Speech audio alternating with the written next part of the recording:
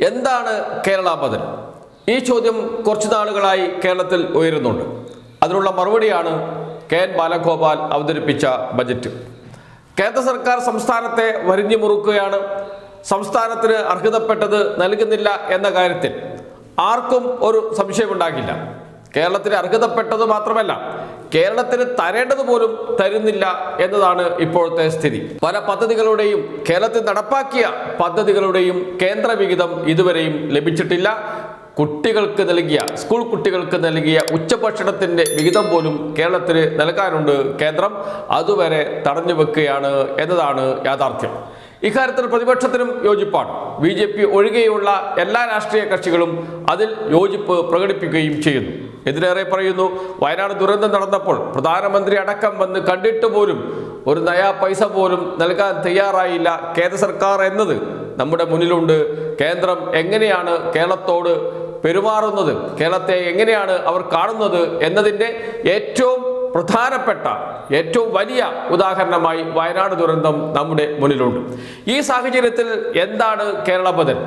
ആ ചോദ്യത്തിനുള്ള ഉത്തരമാണ് കെ.എൻ. ബാലഗോപാൽ ബജറ്റിലൂടെ നൽകുന്നത്. വയനാട് പുനരധിവാസത്തിന് 750 കോടി രൂപ മാറ്റിവെച്ചു. 1200 കോടി രൂപയാണ് പുനരധിവാസത്തിന് കേരളം കണക്കാക്കുന്നത്. കേന്ദ്ര സഹായം കിട്ടും എന്ന് തന്നെയാണ് ഇപ്പോഴും കേരളം പ്രതീക്ഷിക്കുന്നത്. ഇല്ലെങ്കിൽ ഏതൊക്കെ ഇടങ്ങളിൽ നിന്ന് പണം ലഭിക്കുമോ അത് ഉപയോഗപ്പെടുത്തിക്കൊണ്ട് വയനാട് ജനതയെ ചേർത്ത് നിർത്തും എന്ന് സർക്കാർ പ്രഖ്യാപിക്കുകയാണ്. ഇപ്പോൾ തന്നെ പല സംഘടനകളും വീട് നിർമ്മാണത്തിന് സഹകരിക്കാൻ തയ്യാറായി മുന്നോട്ട് വന്നിട്ടുണ്ട്. അങ്ങനെയുള്ള എല്ലാ സംഘടനകളെയും കൂട്ടിയോജിപ്പിച്ചുകൊണ്ട് വയനാട് പുനരധിവാസ പ്രവർത്തനം മുന്നോട്ട് കൊണ്ടുപോകും. അതിന് 750 കോടി രൂപ സംസ്ഥാന സർക്കാർ മാറ്റിവെച്ചിരിക്കുന്നു ഈ ബജറ്റിൽ. ചെറിയ കാര്യമല്ല. അത് കേരളത്തെ സംബന്ധിച്ച് കേന്ദ്ര നയങ്ങൾക്ക് എതിരെയുള്ള ഒരു പ്രതിഷേധത്തിന്റെ സൂചകം കൂടിയാണ് എന്ന് പറയാതിരിക്കാൻ കഴിയില്ല.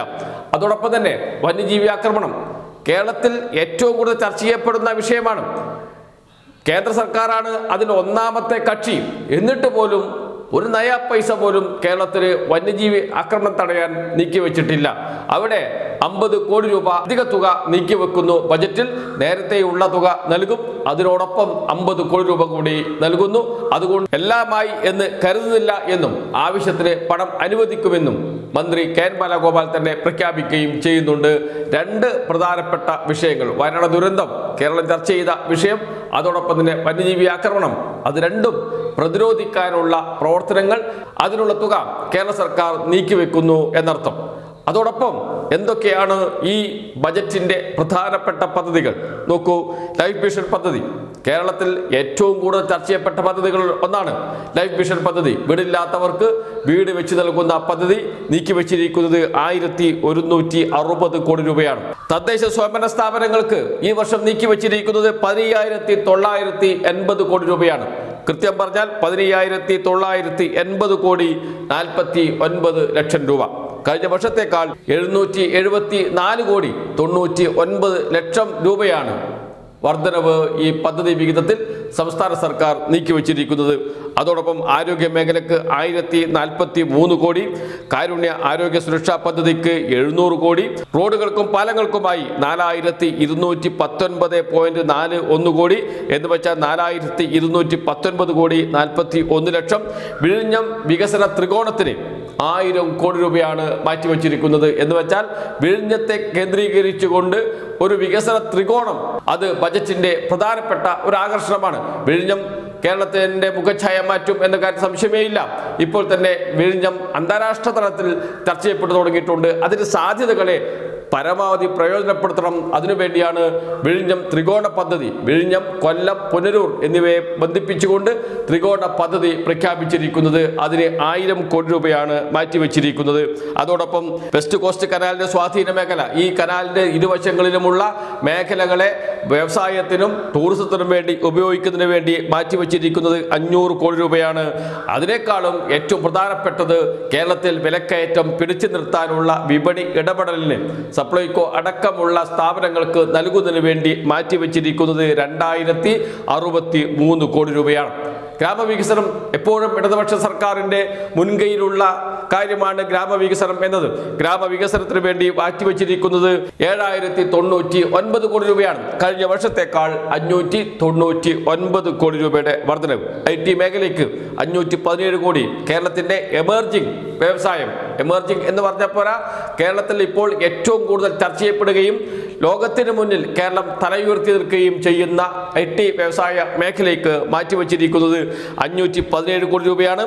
നവകേരള സദസ്സിനുമായി ബന്ധപ്പെട്ട് ഉയർന്നു വന്ന വിവിധ പദ്ധതികളുണ്ട്. വിവിധ നിവേദനങ്ങളിലൂടെ നവകേരള സദസ്സ് കേരളത്തിൽ അങ്ങോളം ഇങ്ങോളം സഞ്ചരിച്ചു കൊണ്ടിരിക്കുന്ന സമയത്ത് വിവിധ വിഭാഗം ജനങ്ങളുമായി സംവദിച്ച് അവരുടെ നിർദ്ദേശപ്രകാരം തയ്യാറാക്കിയ പദ്ധതിക്ക് വേണ്ടി 800 കോടി രൂപയാണ് മാറ്റിവെച്ചിരിക്കുന്നത്. 800 കോടി രൂപ.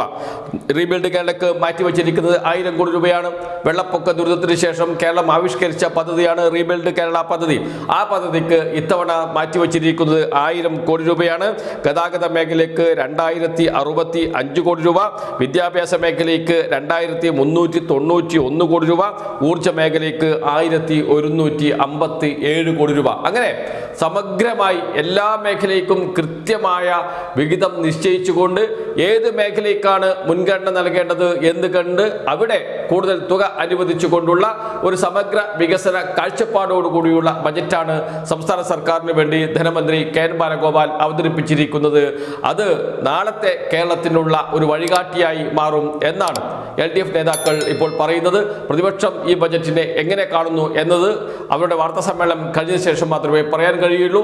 എന്നിരുന്നാലും വലിയ തോതിൽ കേന്ദ്ര സർക്കാർ കേരളത്തെ വിരിഞ്ഞു മുറുക്കുന്ന ഘട്ടത്തിൽ, കേരളം വലിയ സാമ്പത്തിക തകർച്ചയിൽ നിന്ന് അല്ലെങ്കിൽ തകർച്ചയുടെ വക്കിൽ നിന്ന് രക്ഷപ്പെട്ട് തല ഉയർത്തി നിൽക്കുന്ന ഈ ഘട്ടത്തിൽ കേരളത്തെ കൂടുതൽ മുന്നോട്ട് നയിക്കാൻ ഉതകുന്നത് തന്നെയാണ് ധനമന്ത്രി ഡോക്ടർ KN ബാലഗോപാൽ അവതരിപ്പിച്ച ബജറ്റ് എന്ന് ഒറ്റ നോട്ടത്തിൽ പറയാൻ കഴിയും.